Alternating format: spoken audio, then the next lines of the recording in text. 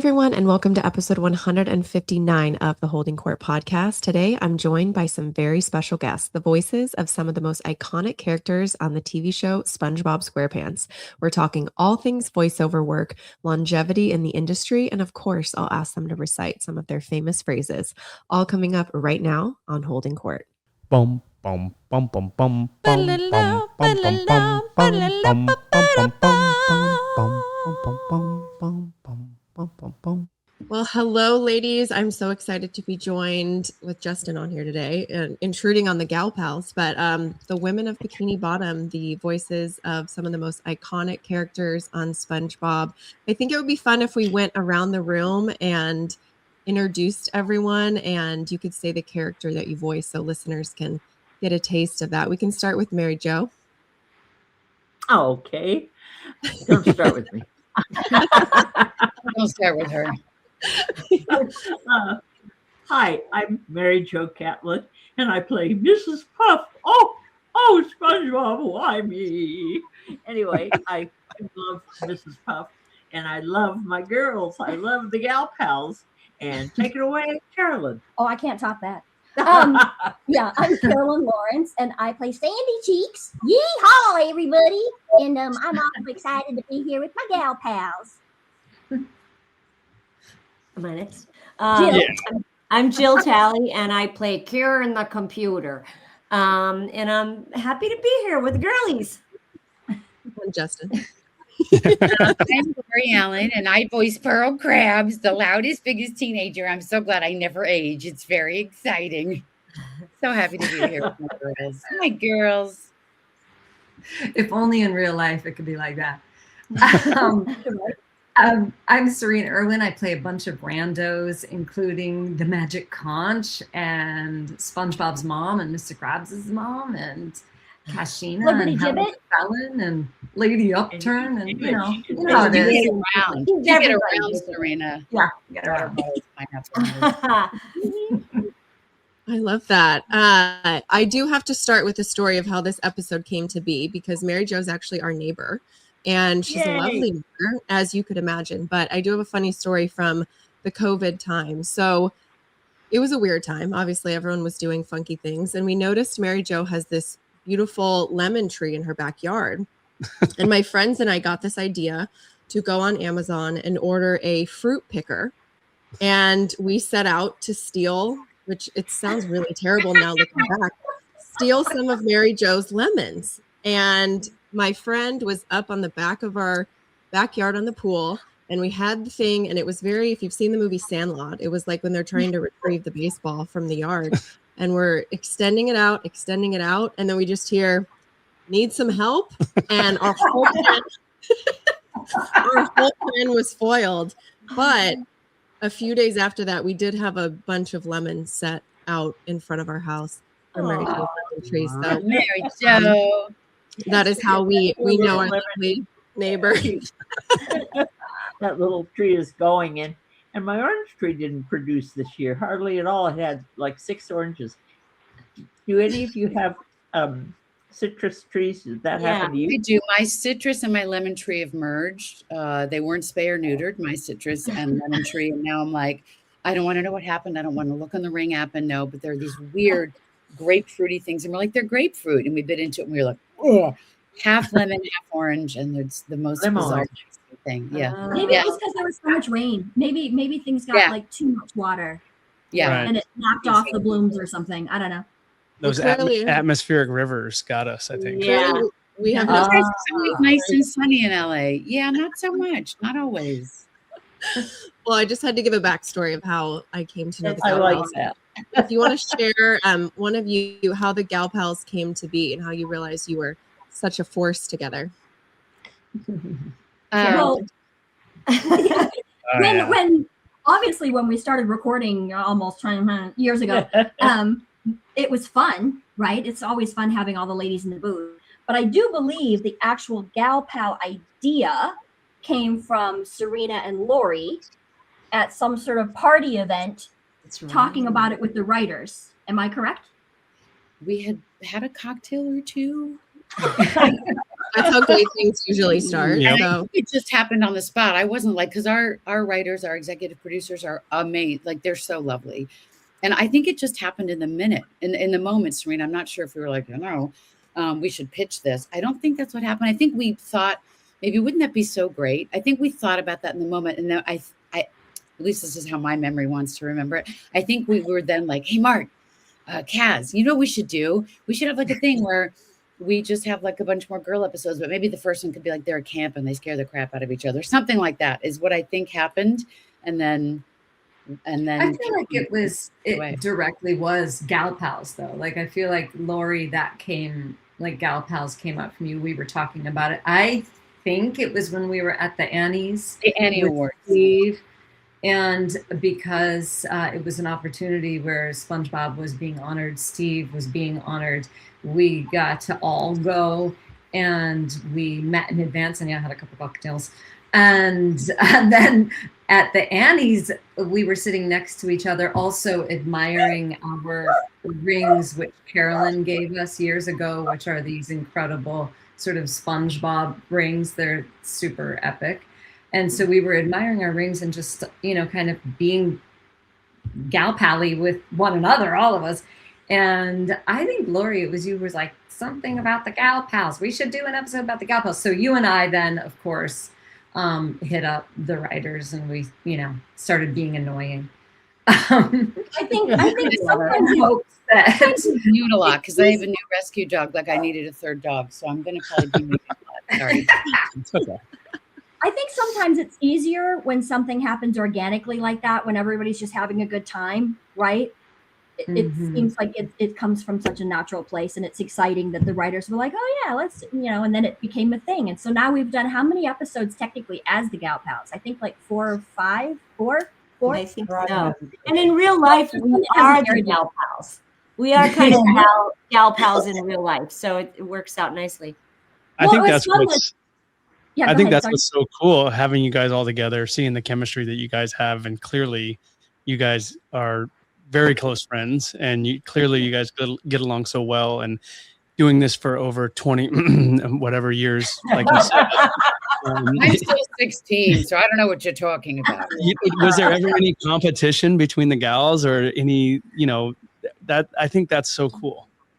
No. We've just been friends for forever. And, I know for me, every once in a blue moon, it occurs to me, I'm like, oh my God, we've known each other through children being born and health and illness and death and dying, like as just human beings. We've been through, any friends, if you've been friends with 25 years, And so I honestly think too, I really do. I think like we were probably do you remember when we went out to lunch? We were like, we're going out to lunch because we all have such busy schedules.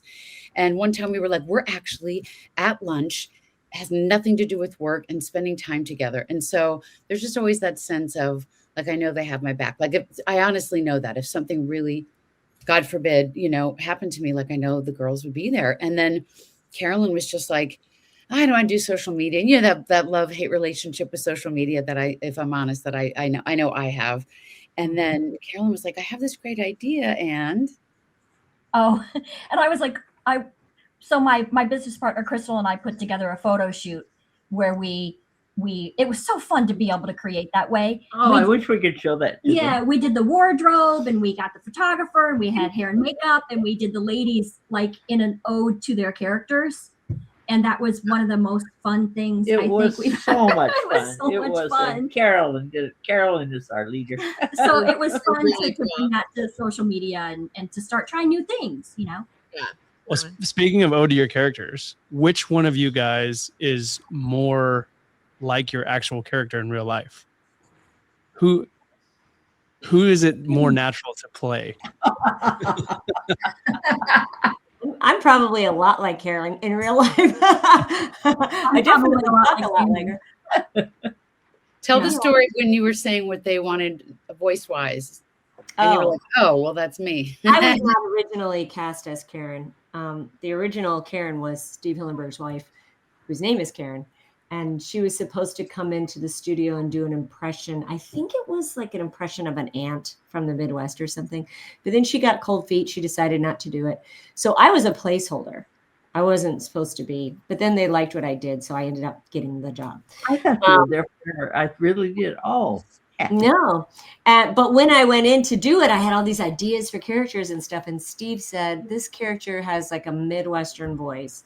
And he goes, she's kind of nasally. She's kind of, he describes this sort of unpleasant voice, and then afterwards he said, just do your own voice.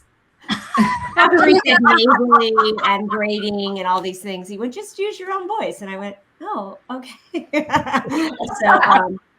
I amped it up a little bit. She's kind of a combination of my mother, Tom's mother, my husband, Tom Kenny, his mother, and a little bit of Alice crammed in from the Honeymooners. So it's kind of like those three mixed together. I love that. that would be interesting to tell where we got our ideas for our voices. I think mine has an edge of Julia Child. Oh, bon appetit. Yeah, I get that. I think she helped me. and what I know about you, Lori? Carolyn really is an astronaut, so that's like amazing. Definitely real life experiences. It's a secret program. I am a loud girly girl, hence the hoops before we made sure we were about to go on air and everything like that. So I am a total girly girl and a flirt and, and just loud and adorable. And so I won't say anything about my dad. I'm just kidding. I'm kidding. So I just knew she had to be big. And I remember like, oh my gosh, like kind of like a valley girl, but not quite so valley. She had to be like I want everything from my dad, like sweet meets a little bit of valley girl. And then I remember she was like him, this tiny thing. Well, Pearl's big, but I had to have this big voice. And so I was thinking like, what does it sound like if you're really big? And so then I just was like, whoa, because you get that kind of direction. And that's the thing about voiceover, right? Like, hey, Jill, can you just pretend you had a sip of lemon and you'd be like, yes, like you take, you had to take that direction or something like that. So I knew that she had to be really big. I mean, if you look at any of the things, like, not that we're in Time magazine a lot, but there's some really cool pictures on the back and like, she's huge, and so I just had this like big voice in my head. And then I just kind of added this thing back to her voice. And then when you're recording, as long as you have like a great voice director, like we did and like we do currently now, which is our wonderful Tom Kenny, our fearless leader, Jill's husband, who is SpongeBob. Things just happen, like a little giggle or a little thing. So I remember just being like, and that stuck. And then I don't even know where that came from. It did say in the script, Daddy. But so those were some things that they just come out of being in the group and improvising together. And a lot of us have that kind of improv, musical theater, comedy background. So we get to play. Yeah.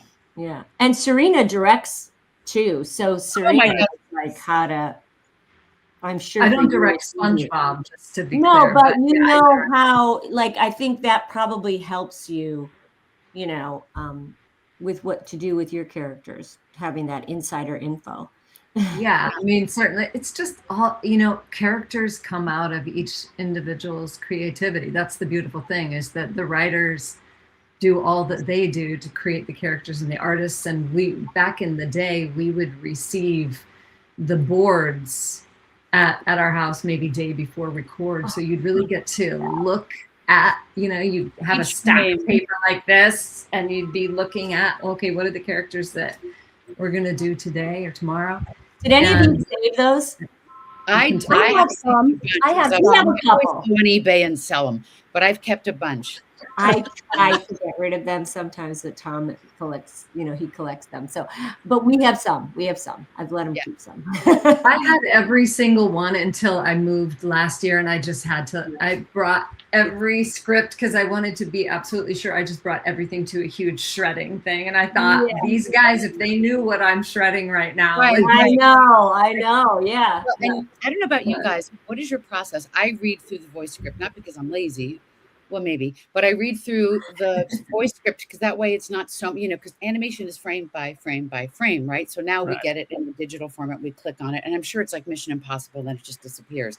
But, I read the voice script so I can just kind of see what's happening, because I'll just it's so sidetracked, because when we had the big, I don't even know, they weren't 8.5 by 11, but they're, they come in, they come were like bigger than 11 by 17. They were massive. Yeah, they were And we would just but it's hard to keep track of like each little motion. So then now that it's online, you can almost like make it go faster and like it's like an animated cartoon, like when you hold a little book. And so I need the voice script to get like the gist of it. And then I'll go see, especially because if it just says Pearl jumps and she does an impact, it's like, you know, there might be all the straining efforts. And then Tom is such a crazy fun director. He'll be like, do it 17 times. And then can she have like it hurt after she impacted? It's like, ow, you know, so things just come out in the recording. So it's fun to look at the boards, or they'll put them up. Actually, what am I saying? Right? When we're recording, they put them up on the screen now. I'm so old school though. I liked the paper, you guys. Yeah. When I had the paper, I could write my notes, right? Yeah. I wrote all these little notes to myself and scribbles about what I wanted to do and everything. And now that it's digital, I'm like, I am the same way with books. I like to read paper books instead of Kindle. Me too. There's something about paper. Yeah, I need the paper. Yeah. That's what we were talking about earlier today. Was the process, and I'm not sure if are you all recording together so you can play off one another, or is someone giving the line and then what do you actually see while I think you mentioned just going frame by frame?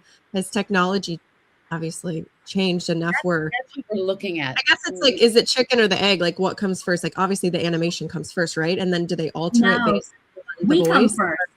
Okay. Really? That's the fun part. Yeah. So back in the day, before COVID, we did record together like a play. We were all in the room together. And it was so fun. And we got to play off of each other and improv and harass one another and whatever and go cry in the bathroom on occasion when something didn't go well.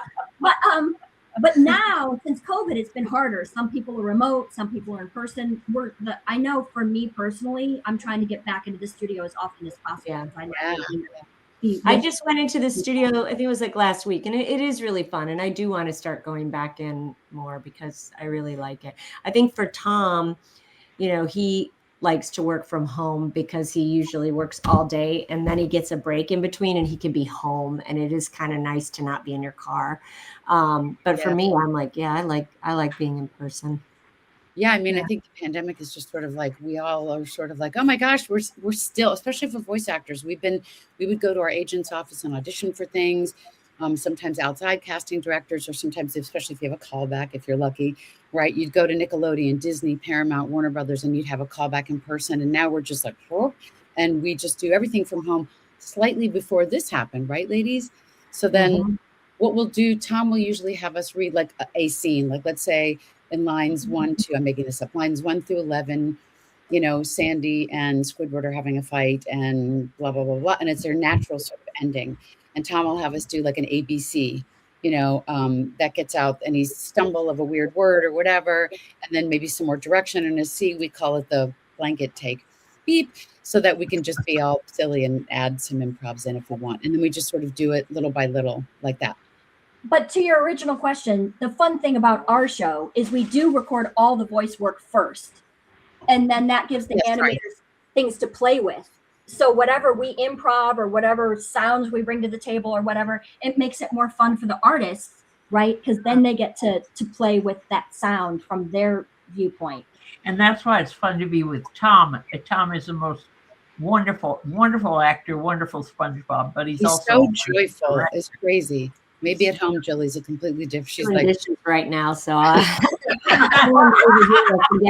a big head. His love for cartoons and animation and comedy, just like his wealth of stuff, is just so crazy.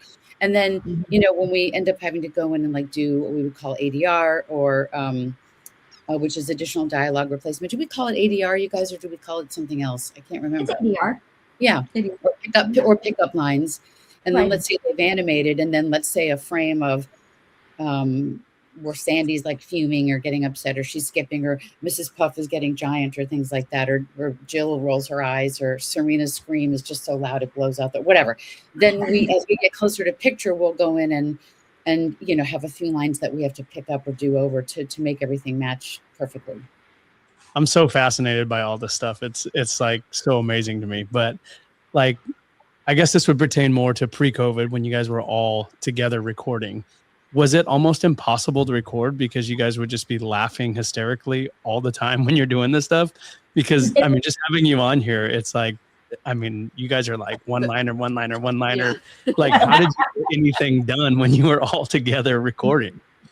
It was hard to rein everybody in. And now it's just as hard because we've been apart so long that now when we get together, we're so excited to see each other. Now they still can't get us to put up. One of our casting associates, Derek, right? He's like, I don't know if Tom said it to him or one of the producers were like, we just need to give them like 15, 20 minutes.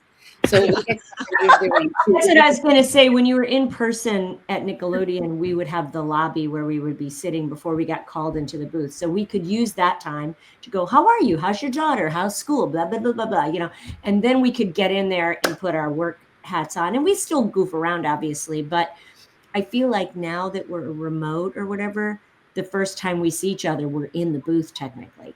And a lot of times we, if it wasn't for, the director, and that's not just SpongeBob. It's every show. Every show is like that. You know, it's different being on Zoom. It is. Yeah. It's different. It just really is. But we do know our characters so well that on Zoom, it's still really fun. We still crack each other up, which is great. I mean, every time, like my husband was watching, I forget where I was, and I came up and he was like, "Look, you're on TV," you know. And every like Jill's on the show.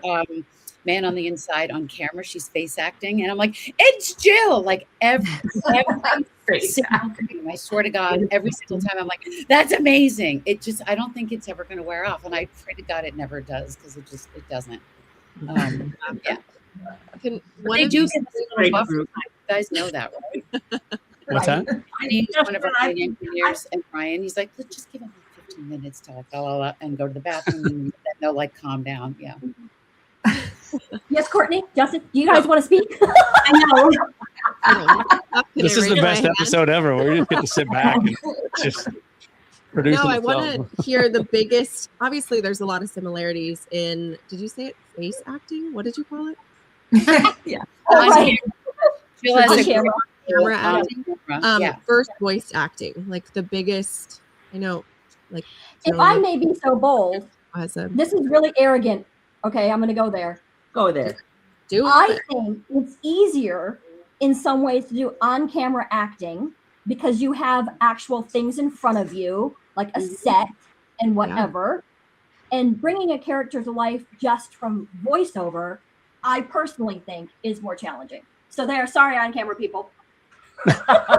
Well, you don't have an eyebrow to raise. You can't put your hands on your hips. Like everybody has to watch Jill on Man on the Inside. She's so good, and she gets flustered and nervous, and you know she has 14 cups of coffee in one episode. She's really nervous, and she has on 3 blazers. You have that with voiceover. You don't. So I mean, it's a lot harder to convey stuff like the in between stuff that's not in the lines. You know what I mean? Physical stuff, and also, I mean, if you started out doing that, which is what I did, I went that first and then did voiceover. You know, I sometimes have a hard time standing behind a microphone, not hitting everything in my desk and stuff because I want to just move around and you can't, you know, so it is harder, I think, to do voiceover. Yeah. I definitely think it takes a lot more creative mind, right? Because you're having to like see all this and know what's happening.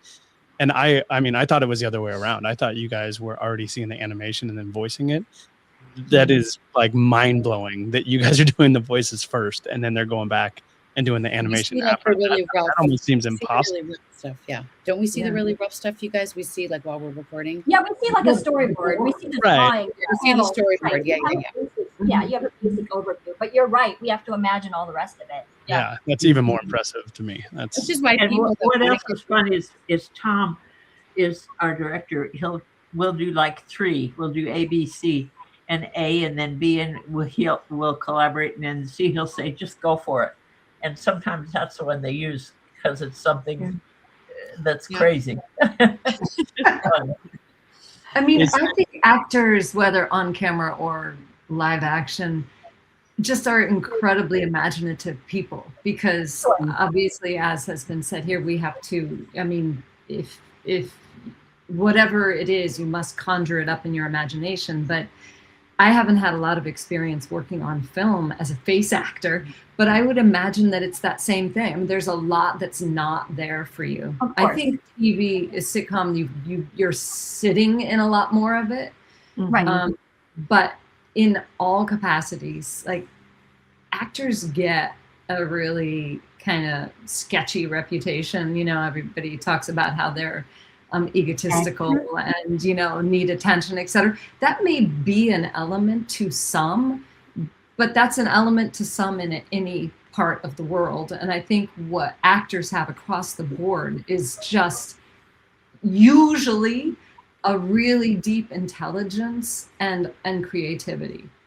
That the more time I spend with actors, the more blown away I am by it. Like, honestly, like, I will say that voiceover people get the reputation, or people think, and we've all heard this a million times, oh, voiceover, it's so easy and you could be in your pajamas. And you know, that really irks me a little bit, just because it's like, I think for the journeyman voice actor, for the regular voice actor, for people like us, it's not easy. Because you go into work and sometimes you have to do things where, you know, it's 4 hours of screaming and, you know, stuff like that. It can be physically draining and hard, and you've got to come up with all these characters and stuff like that.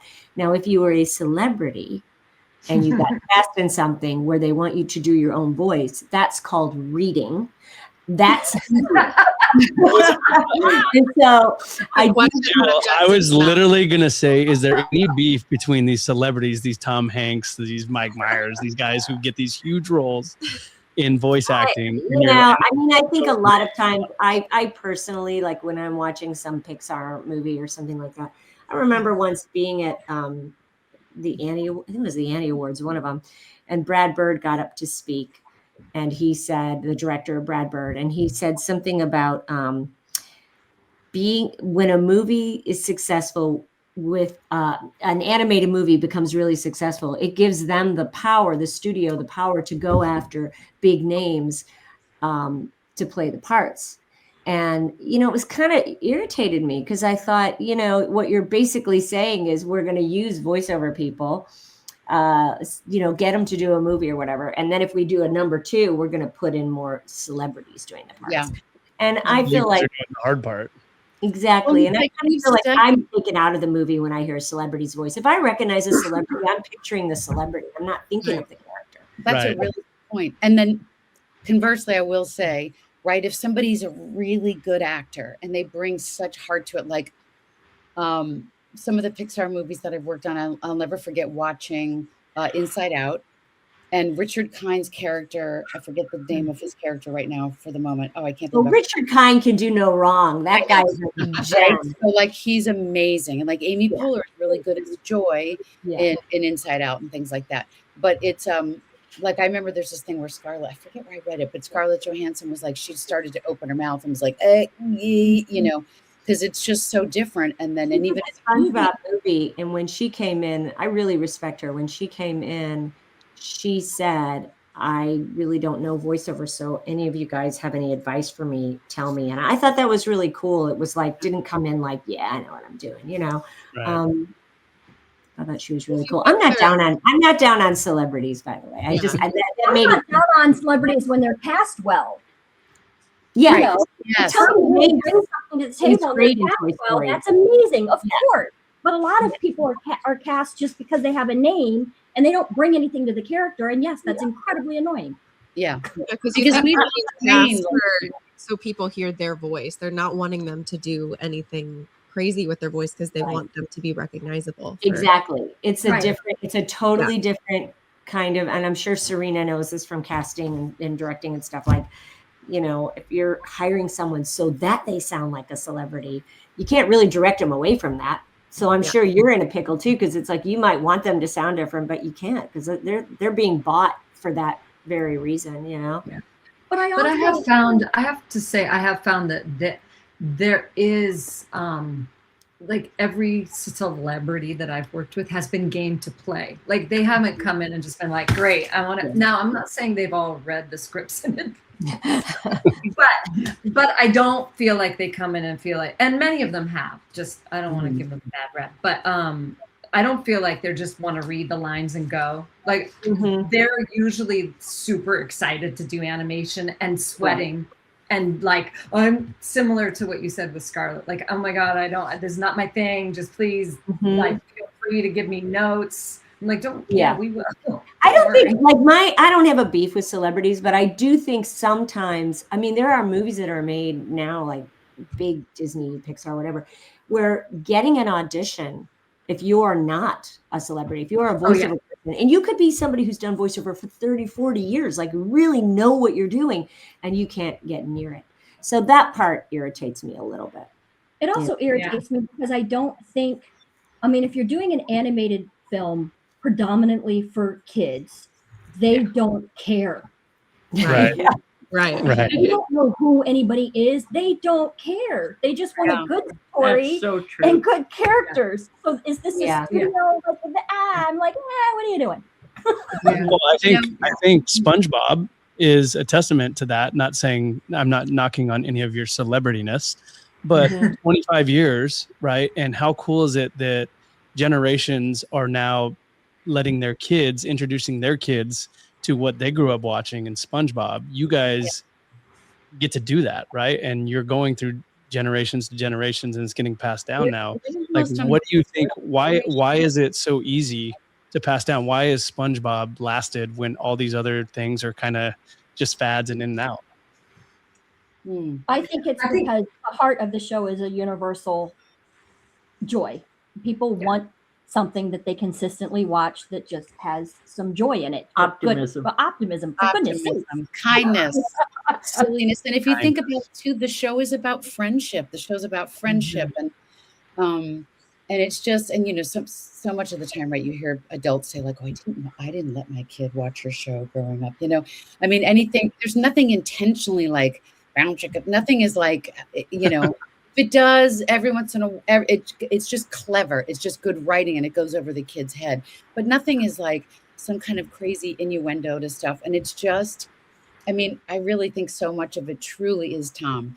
Tom has this inner spirit of optimism. Again, maybe he's throwing dishes around in the kitchen, Jill. But but you know, and also doing dishes, not throwing dishes. Throwing the dishes he was doing. But also like the guy who created our show, this beautiful human, Stephen Hillenburg. It really just comes like right from him, who was just an amazing man whose life was taken too soon by some just crazy illnesses, and he just loved creating. And I mean, wasn't he a marine biologist with like what was his minor in animation and drawing? And so it just comes from his mind, and all these characters just love each other. And you just love to see them overcome these little obstacles by the end of every episode. You know, there's this episode where they recruited Pearl recently for the football team, and she's like, yeah, I'll do it. And she just runs everybody over. And she's like, but my girl, sorry, I just scared my dog awake. He was like, that was loud. Hi, honey. And she ends up being really loyal. And she's like, no, I want to go back to the cheerleading squad, you know? So there's always some little sweet message that, and it's just fun. And it's just, you're so right. It's about kindness and the simplicity of things. I also think our show has a lot of physical comedy, which translates into any language. So I think that part of our show, it had a lot of just physical comedy and bits and visual bits and humor that transcended any languages. And I think that's part of the reason why it's done well too. That's why I think like Mary Jo can do it so well, because she did on-camera character work and it brings it right to voiceover and is so good. Every line, I will tell you, Tom, when he directs Mary Jo, he always comes out of his office after directing her and says, my God, she's so good. She's so good. I never have to tell her. Her instincts are right there. It's called old age. No, it's called experience and know-how. Yeah, and social media stuff too. She's always got the zingers. Like she always like comes up with, you know how to deliver it in one line. I'm like, bam. All right then. From Hello Dolly to SpongeBob, lady, you are an icon. I mean, you are our hero. You are really our hero. You know, speaking of Hello Dolly, Wednesday of this week was the 62nd anniversary of its opening. What? We would have done some celebratory. Happy anniversary. to put it on the calendar for next year. Come on. And if you guys don't know, it was a famous Broadway show with Carol Channing starring as Dolly.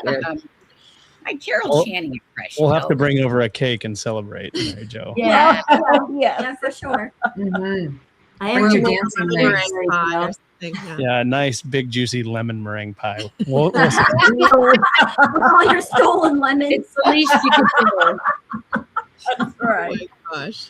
Well, as you mentioned, I'm sure you're all well aware of the presence of SpongeBob on social media. I feel like it has to be the most memeable show that you see on TikTok everywhere.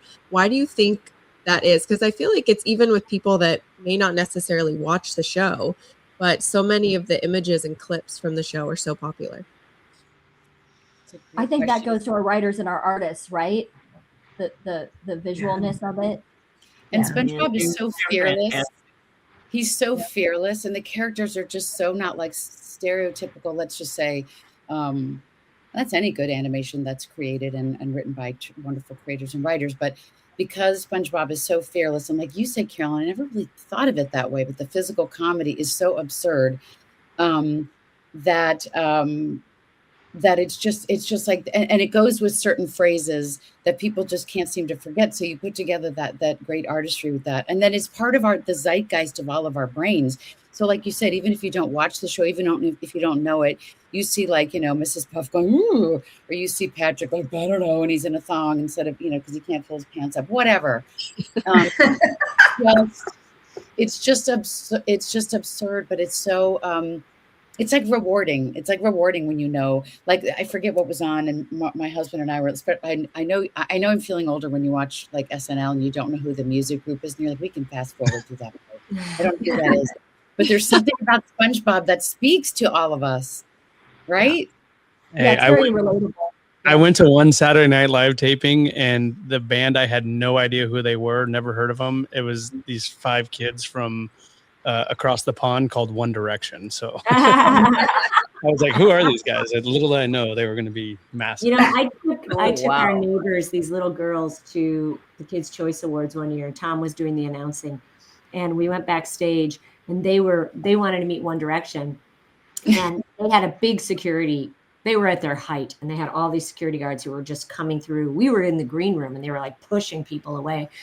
And I said, Tom, you have to get a picture with them, with our neighbor girl. And Tom's like, what am I going to do? I go, just go up and tell him you're SpongeBob. So he kind of, I kind of push him in front of them, and he says, in front of the kids, One Direction kids. And Tom goes, I'm the voice of SpongeBob. And I wonder, and they went, what? Can we get a picture with you? And it was this great moment where they were so excited to be in a picture with Tom. And right as they were about to snap the photo, I pushed the neighbor girls in. So it was cute. But yeah, it was a moment. Speaking of that, go ahead, Mary Jo. No. I want to hear this. This is going to go. I was going to say that they get so involved sometimes with SpongeBob that they give us all backstories. They said that Mrs. Puff was a spy at one point. And who was Earl's real father? Because Mr. Krabs would not have a daughter. And every time Nickelodeon has been like, we don't know. We don't know what was in Steven's head. We have no idea. There's a whole conspiracy about my God, and it's ugly. It's like whales being, I won't even get into it because I'm an animal. Nobody wants to hear about it anyway, but it's gruesome and it's absolutely insane. But you know what? If people stay engaged, we love it. Yeah. I love that people have these crazy fan theories and make up memes and look at that. There's been plenty of spinoffs and movies and I like we're just there's a whole thing. And then when my nephew was telling me some of the stuff, and he said even in the animation, there's like photos on the wall that kind of. So I wonder if the writers are having fun with it too. I don't know. They are. I think so. You mean like a lot of little Easter eggs, like yeah, right? Oh wow. Yeah. Like current pop culture stuff or like other episodes. Supposedly she did time in the past, right? That's one of the theories. Yeah, that's right. Oh, for Mary Jo specifically, you mean? Yeah. Yeah. Yeah. We knew she was a spy when she caught us stealing her lemons. So. Right. Now it all makes sense. Yeah, her house is wired. There's cameras everywhere. Like, I said, okay, I didn't say anything. I got another question for you guys. How does it work for like recognition, right? Obviously, if you're on the screen, those characters get recognized in person more often. Does anyone ever hear you guys talking and be like, wait a minute, is that are you Mrs. Puff? Like, that sounds like Mrs. Puff. You guys ever get recognized by your voice? Mary Jo, tell that story about getting on an airplane. Oh yeah, go Oh. ahead. Yeah. I was getting on an airplane and I said, is my seat over there? And this little girl who was maybe 8 in front of me, she said, are you Mrs. Puff? Yes. No way! It does happen. It happens sometimes. Checking out, that happened in Gelson's in the grocery store. They said, why is your voice? I know your voice so well. And I thought, Yeah. well, I get that. I get the like. You seem familiar. They can't like it, right? It's just you seem something's familiar about you, and I'm like, oh, I don't know. My real life laugh is pretty loud and raucous, and so I've had that happen a bunch. And also, like, I disrupted my friend's 80th birthday party. Like, I'm sure Tom got accosted at my wedding because, you know, people sometimes just don't know what to say. And a lot of people do when they meet, you know, somebody you've grown up on or whatever, you know. And what's so great is like, you know, somebody will say like, my parents are going through a divorce. And the thing that helped me so much was just like binge watching SpongeBob, you know, or, you know, I wasn't feeling well and this really just brought me so many laughs. And there's some hard stuff that we all go through that we need this laughter. But my friend's mom's party, these couple of girls, and it was like, oh my God, right when she was giving her speech. And I was like, no, not now. And they're like, no, but we have to leave. And it just gets like, okay, it's, you know, I'll get to, she was like, will you sign my face? And I was like, what? You want me to sign your face? I'm not going to sign your face. Your mother will not be happy with that if I sign your face. But there are some other characters that are more like my regular voice, like Diane from Family Guy or the boss from Metal Gear Solid, and I sound like them pretty much. And I've been recognized for that, just, you know, buying shoes. It's weird. It's weird. I and would say if anybody actually recognizes me, they've watched too many behind the scenes. They've watched way too many behind the scenes. Yeah. Well, I have to shout out the Gal Pals and you all being females in this industry. What does that mean to you to be able to have such longevity to your careers and be a role model for other aspiring girls that want to go into the business as well? Oh. First Well, of all, that's a great blessing, I think, of animation, is that there is ageism, I think, as much as sexism. But for us, we're so incredibly lucky because, like Lori said, she can be a 16-year-old girl for the rest of her life. You know, if she wants to, we can be, you know, we can be all kinds of things. And I think that all of us, I know at least all performers, have a lot of people alive inside of them, and they don't all directly reflect to what their age or even their gender or wherever they might be from is. So we have the freedom often to play outside of the lines, which I think is. Yeah, and we've really spoken up and really asked of the writers and the producers to really, you know, write some things. That's where Gal Pals just kind of like, you know, just sort of, it was just the right alchemy, because we need, I mean, diversity is a gross understatement, right? So we need everyone of every color, sexual orientation, et cetera, in the writer's room and on the show. And we can do better at that. We really can. I honestly think we can do a whole lot better with that. And we get to see, granted, we don't want to mess with like the core stuff, but there's always really interesting new things that we can do.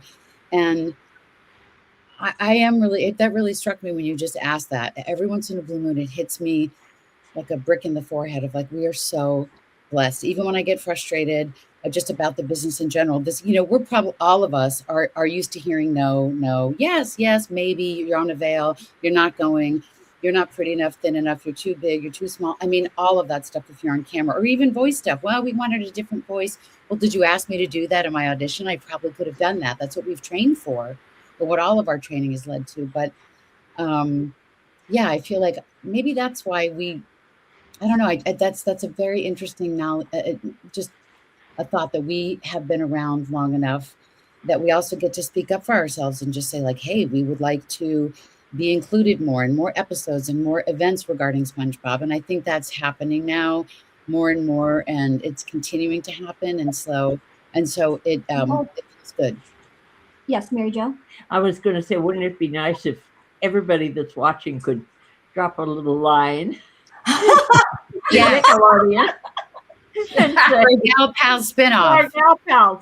You know, I have to say too, like as women in the industry, right? It can be very competitive, and a lot of women, unfortunately, don't support other women. So that's an odd challenge because you've got the double whammy, right? But what's fun about our cast as well is, I don't know if you guys know, there's something called Walla, which is in an episode when there's like random characters or crowd scenes or whatever. They'll be like, oh, hey, pick a fish. Like you play this fish or you play this fish. And one of the cool things about these ladies is there's never a competition. Like if there's a character and I'm like, oh, Jill can do that so much better than me. Yeah. Like Jill, take it. Like I don't feel like we have, it's just nice. It's nice that there's not really is. any of that in our.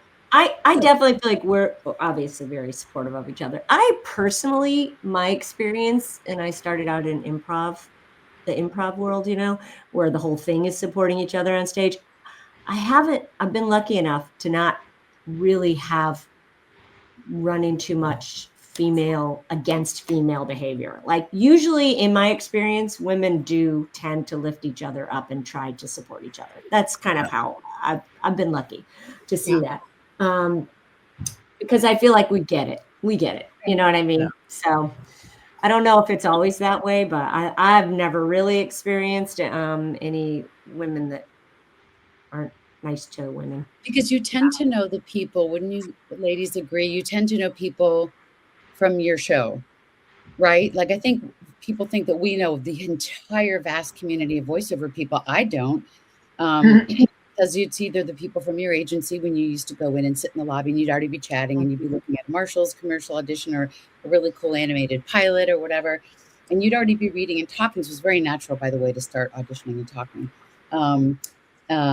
And I think now, since we're on our own, it's changed so much. I always think that people may find this fascinating if they don't know that we do other characters within the show. So on the spot, we'll usually get told before, but exactly what Carolyn said, can you be the fish? Like I remember this one episode where Pearls gets a job at the mall, or she's trying to get a job, and like Jill and Sirena, you guys crack me up. There's something where I was like, can I get a job with you? And you're like, I don't think so.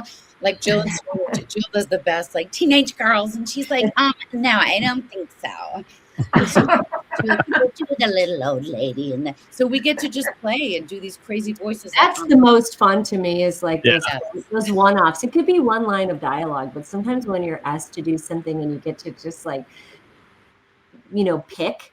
Because it's like we need someone. They show you the fish, the picture, and then you get to go, what does this person sound like? You know, and that's really fun. Yeah. Fun for Jill, terrifying for me, but okay. I love it. Sirena, what does your Lady Upturn sound like again? She's so funny. Oh God. She came from somebody that I heard. I don't even know why I was in the Pasadena City Hall, but and that's the fun thing is like when you're in the world as a voice person, you can't help but you hear a voice that's interesting and you're like, yeah. But and I don't know why, like often there's like a little handle to get into a voice. And for me with Lady Upturn, it's look at him twirl. You know, I don't like did she say that? I don't really recall that, but it's like you come in and you've got somebody that sparked your interest, and then you get a script and you're like, oh my God, that might be that woman. Let's see if she lives here. And some of those voices from your life, your real life, they come back at other shows. Like my mom had a friend who used to call her house, and her name was Carol, and she always sounded like she said, "Is your mom there, Jill?" And I put Carol in Walla's on every single album. I love Carol. Will you do like 2 seconds more of that, please? No, don't say, Mom, Carol called. She was crying. My mom would say, she was not crying, Jill. I don't know where you get that, but It's just so much. So would it be fair to assume that you guys don't want to walk around with AirPods in because that could be diminishing your next voice character? You guys are more likely to be like, you know what, we're going on this train. I'm not gonna wear headphones because I might wear them to pretend. If I want to listen. I was I've also creeped people out, I think, when their kids are talking. You know, when you hear a kid with a great voice, like sometimes kids have voices that are so like you wish you could bottle it and steal it. Like they're really rich and raw, and like especially like little boys have that kind of, you know, and it's just so. And there are times where I've said to the parents, like, oh my gosh, and it just comes out like your kid has such a great voice. You should think about voiceover. They have a great voice, and they look at me like I'm creepy. I'm paying attention to my kids so much, but you can't help it. But you know, I coach a lot, and when people really want to do animation, the main thing is I'm like, first things first, write down your cast of characters that already exist inside of you, that are your mother. What did you sound like when you were little? What do you think you're going to sound like when you're older? You're drunk Aunt Eileen, you know, whatever. Like my grandmother was very, very proper and from the South, and the other grandmother was very Jewish, you know. So it's like you just listen to people all the time. Like you'll take an essence of, so who's also on my list, doesn't matter. Male, female, like I have this this podiatrist and his name is Dr. Harris. And he was like, how's your bunion? You have Achilles tendonitis. I'm going to put you in. And I'm like, what are you laughing at? He just has this. So he goes in well. He's like, it's really good to see you. How's your husband doing? I mean, it's the weirdest laugh, right? Yeah. And so, and then like the Kardashians are like, yeah. They always say, but and so there's just 1,000,001 people you can listen to, or like celebrity impressions that you do bad or wrong. We're not going to know. JQ Public isn't going to know if you're doing like a bad Arnold Schwarzenegger. I got this gym teacher because they wanted some big gym teacher lady from somewhere in Europe, whatever. So I love imitating him when he was our governor here in California. Or like somebody talks, right? Like Drew Barrymore kind of talks out of the side of her mouth, but you could be an evil queen who talks like that. So it's just fun to take a mannerism, an essence, and blend people, like take an impression and blend it with someone else. That's all. Drew Barrymore with that lady. What would she sound like, Jill? Carol? Oh, I don't know. I have to work on that. You know what's funny? I've done Carol so much that I did this superhero show. And was it you, Sirena? Yes, I was thinking, I'm like, I heard Carol. Like one of the writers was like, I think Carol needs to make it. Yeah. Katie Rich, I think, was a proponent of Carol. Yeah. On Harley Quinn. What were you going to say? You had a thought. I was going to say sometimes when I watch Jeopardy, I love Jeopardy. I still love Jeopardy, even though it's changed a lot. Anyway, there will be someone with an amazing voice who will say like, oh yeah, I've been a rocket scientist for 43 years. Your voice. A golden voice there. Yeah. It's funny how you do Write them down. Put them in your note section on your phone, you know. Rocket scientist. Well, I could go on forever with you gals, but I am. We might need a second episode. I know. You never stop talking. So sorry. I'm sorry that we didn't let you ask questions. I'm sorry. You did it. You answered them all. I mean, we're going down this list. Like, Perfect. We don't even have to ask. I'll finish up with a little rapid fire question. I want to hear, what should I go for here? One word to describe SpongeBob's legacy, Carolyn. Magical. Lori. I'm verklempt. That's not the word I would use.